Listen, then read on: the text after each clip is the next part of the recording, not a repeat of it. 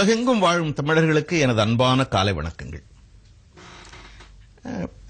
இறைவனை வணங்குகிறோம். இறை நம்பிக்கை எனக்கு வாழ்க்கையிலே நம்பிக்கை தருகிறது என்று இறை நம்பிக்கை உடையவர்கள் உளப்பூர்வமாக எண்ணுகிறார்கள். மனதிலே கவலை இருக்கிறப்ப நான் கோயிலுக்கு போயிட்டு கொஞ்ச நேரம் அங்க உட்கார்ந்து இருந்துட்டு வந்தாலே எனக்கு ஆறுதலா இருக்குன்னு சொல்ற நிறைய பேரை நம்ம பார்க்கலாம். அப்போ இறை நம்பிக்கை என்பது எனக்கு ஆறுதலை தருகிறது. கவலையில் இருக்கிறப்ப ஆறுதலை தருவது மட்டுமல்ல, எதிர்காலத்தை பற்றிய நம்பிக்கை தருகிறது. அதனால் இறை நம்பிக்கை எனக்கு ரொம்ப பயனுள்ளதா இருக்கிறது. இறைவன் என்கிற ஒருவனை நான் உறுதியாக நம்புகிறேன் என்று இறை நம்பிக்கை உடையவர்கள் எண்ணுகிறார்கள். இறைவன் கிடையாதுன்னு சொல்றவர்களும் உண்டு. எனக்கு கடவுள் நம்பிக்கைலாம் கிடையாது சொல்றவர்கள் உண்டு. எனக்கு கடவுள்னு ஒருத்தர் இருக்கிறான்னு நம்புறங்க, ஆனா நான் கோயிலுக்கெல்லாம் போறதில்லை இப்படி சொல்பவர்களும் உண்டு. சரியாக அந்தந்த நேரத்தில் விரதம் இருப்பது, இறைவனை வணங்குவது, கோயிலுக்கு போவது, இந்த பழக்கம் உடையவர்கள் உண்டு. இது அவரவர்களுடைய நம்பிக்கையை பொறுத்தது. இறைவன் இல்லை என்று சொல்லுவது ஒரு நம்பிக்கை என்ற கருத்து உண்டு. சுவாமி விவேகானந்தர் என்ன சொல்லுகிறார்? இந்த நாட்டில் ஆயிரக்கணக்கான தெய்வங்களை சொல்லி வைத்திருக்கிறார்கள். எல்லா கடவுள்களையும் நீ நம்பி கடைசியில் உன்மேல் உனக்கு நம்பிக்கை இல்லை என்றால் நீதான் நாத்திகன் என்று பேசுகிறார் விவேகானந்தர். நாத்திகன்னா யாரு? பொதுவா கடவுள் நம்பிக்கை உடையவர்கள் ஆத்திகர்களும், இறை நம்பிக்கை இல்லாதவர்களை நாத்திகர்கள்னு சொல்றது உண்டு. விவேகானந்தர் என்ன சொல்றார்?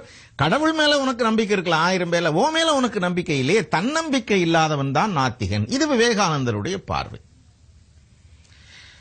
அப்போ இறை நம்பிக்கை என்பது அவரவர்கள் விருப்பத்தை பொறுத்தது. இப்போ நம்முடைய நாட்டவே நீங்க எடுத்துக்கொண்டால் கூட பல்வேறு சமய வழிபாடுகளிலே இருக்கிறவர்கள் இருக்கிறார்கள்.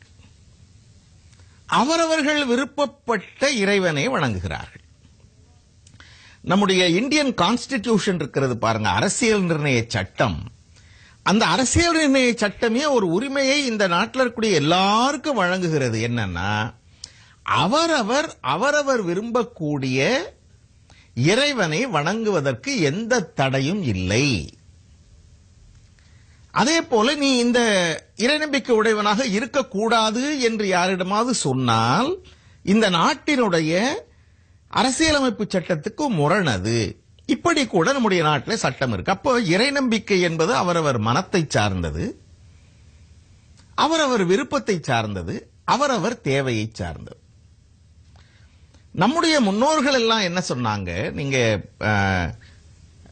கம்பன் தன்னுடைய ராமாயணத்தில் கூட ஒன்றை சொல்லுகிறான். அந்த நாட்டினுடைய காட்சியை சொல்லுகிற போது, கல்லிடை பிறந்து போந்து கடலிடை கலந்த நீத்தம்னு ஒரு பாட்டை சொல்லுகிறான். அது என்னன்னா, மலையில மழை பொழியுது. அந்த மழை என்னவாகிறது? மழை அப்படியே கீழே இறங்கும் இல்லையா? மலையிலிருந்து கீழே விழுறதான் நம்ம அருவின்னு சொல்றோம், நீர்வீழ்ச்சின்னு சொல்றது பாருங்க. அருவி மலையிலிருந்து விழுந்து அருவியாக விழுந்து ஆறாக ஓடுகிறது. பல்வேறு மலைகளில் விழக்கூடிய தண்ணீர் பல ஆறுகளாக பல இடத்திலிருந்து வந்தாலும் கடைசியில் அது கலக்கக்கூடிய, எல்லா ஆறுகளும் கலக்கக்கூடிய ஒரே இடம் கடல் இல்லையா? எந்த மலையில உருவானாலும் அது எந்த பேரோட எந்த வழியா எத்தனை ஆறுகளாக ஓடினாலும் வந்து கலக்கக்கூடிய இடம் கடல். கம்பன் இந்த உதாரணத்தை சொல்லுகிறான். எத்தனை இறைவர்களை நீ வணங்கினாலும், இல்லை எத்தனை நம்பிக்கை மத நம்பிக்கை இருந்தாலும் எல்லாம் கடைசியிலே போய் சேர்வது ஒரே இறைவனை. இப்படி கம்பன் தன்னுடைய காப்பியத்திலே கதைப்போக்காக சொல்லிக் கொண்டு போகிற போது போகிறார். கம்பன் இன்றைக்கு ஒரு 1000 1500 ஆண்டுகளுக்கு முன்னால் வாழ்ந்தவன் கதை ஒரு கருத்து இருக்கிறது. ரொம்ப வியப்பு என்னன்னா, நம்முடைய நாட்டில் திருமூலர்னு ஒரு பெருமகன் இருந்தார். இன்றைக்கு 3000 ஆண்டுகளுக்கு முன்னால் அவர் வாழ்ந்தவர் என்று குறிப்புகள் சொல்லுகின்றன. இன்னைக்கு 3000 வருஷம். 3000 ஆண்டுகளுக்கு முன்னால் இந்த மண்ணில வாழ்ந்த திருமூலர் என்கிற மாமனிதர் ஒரு கருத்தை சொல்லுகிறார். அவர் என்ன அழகா தொடங்குறார் பாருங்க. ஒன்றது பேரூர் வழி ஆறு அதற்குள். இப்ப ஒரு ஊர் இருக்குன்னு சொன்னா அந்த ஊரை அடைவதற்கு எத்தனை வழி இருக்கும்? எத்தனையோ வழி இருக்கு. 6 வழி இருக்குன்னு கூட வச்சுக்கோ நீ. இப்ப நான் இப்படி சொல்ற புரியறதுக்காக, தமிழகத்தினுடைய மையப்பகுதி மாதிரி நீங்க திருச்சி எல்லாம் மதுரை வச்சுக்கொள்ளுங்க. இப்ப திருச்சிக்கு வர்றதுக்கு எது வழி அப்படின்னு கேட்டா, எங்க இருந்து வர்றதுக்கான வழி அப்படின்றது ஒண்ணு இருக்கா இல்லையா? சென்னையில இருந்து நீங்க வரலாம், நெல்லை பக்கம் இருந்து மதுரை வழியா வரலாம், தஞ்சாவூர் பக்கம் இருந்து வேறு வழியா வரலாம், நாமக்கல் கரூர்னு கொங்கு நாட்டு பகுதி அந்த பக்கம் ஈரோடு பக்கம் இருந்து வரலாம். அப்ப திருச்சிக்கு வர்றதுக்கு என்ன வழின்னா, எந்த ஊர்ல இருந்து வர்றதுக்கு வழின்னு தானுங்களா முக்கியம். ஊர் ஒண்ணுதான், வழி எத்தனையோ வழி இருக்கலாம். ஒன்றது பேரூர் வழி ஆறு அதற்குள். இத மனசுல நம்ம வச்சுக்க வேண்டியது திருமூலர் என்ற பெருமகன் இன்றைக்கு ஒரு 3000 ஆண்டுகளுக்கு முன்னால் வாழ்ந்த பெருமகன் சொன்ன உதாரணம். இப்ப திருச்சின்னு நான் சொன்னது நமக்கு புரியறதுக்காக சொன்னேன்னு வைங்க. ஆனா அவர் சொல்றது ஒரு ஊருன்னு இருந்தா எத்தனையோ வழி இருக்கும்ல. அது போல எப்படி சொல்றார், ஒன்றது பேரூர் வழி ஆறு அதற்குள் என்றது போல இருமுச்சமயமும். மதம்னு ஏற்றுக்கொண்டு வழிபடுகிறோமே, நிறைய சமயங்கள் இருக்கலாம். எப்படி ஒரு ஊருக்கு 6-7 வழி இருக்கோ அது மாதிரி ஒரு இறைவனுக்கு இந்த சமயங்கள்.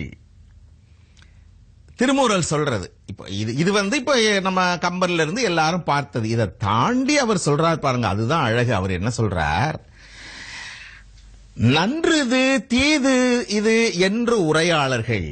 சில பேர் என்ன சொல்றான், டே நான் சார்ந்த சமயம் தான் நல்லதுன்னு சொல்றான். இன்னும் பேர் நான் சார்ந்த சமயம் தான் நல்லதுன்னு சொல்றான். நன்று இது தீது இது என்று உரையாளர்கள் இப்படி சொல்றது எந்த மாதிரின்றதுக்கு ஒரு உதாரணம் சொல்றாரு பாருங்க. இன்னைக்கு நம்ம சாதாரணமா சொல்ற பழமொழி தான் அது.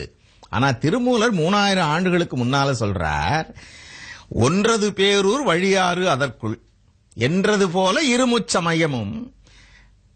நன்று இது தீது இது, இதுல இந்த சமயம் உயர்ந்தது அதான் உயர்ந்தது, என்னது உயர்ந்தது உன்னது தாழ்ந்ததுன்னு பேசுறீங்களப்பா. இது எப்படி தெரியுமா இருக்குது, குன்று குறைத்தெழு நாய் ஒத்தார்கள் பேசு. இன்னைக்கு நம்ம பேசுவோம் இல்லைங்க, மலையை பார்த்து நாய் குறைக்குதுன்னு பாருங்க. இத 3000 ஆண்டுகளுக்கு முன்னால திருமூலர் சொல்றார். சமயங்கள்லாம் அவங்கவுங்க நம்பிக்கை சார்ந்ததப்பா, எல்லாம் ஒரு இறைவனை காட்டுகிறது. இதுல நான் பெரியவன் நீ பெரியவன், என் மதம் பெருது உன் மதம் பெருசு நீ பேசினா குன்று குறைத்தெழு நாய் ஒத்தார்களே என்று ஒரு 3000 ஆண்டுக்கு முன்னால இந்த மண்ணில வாழ்ந்த ஒரு தமிழ் பெருமகன் சொல்லி வைத்ததை நினைக்கிற போது நமக்கு வியப்பாக இருக்கிறது.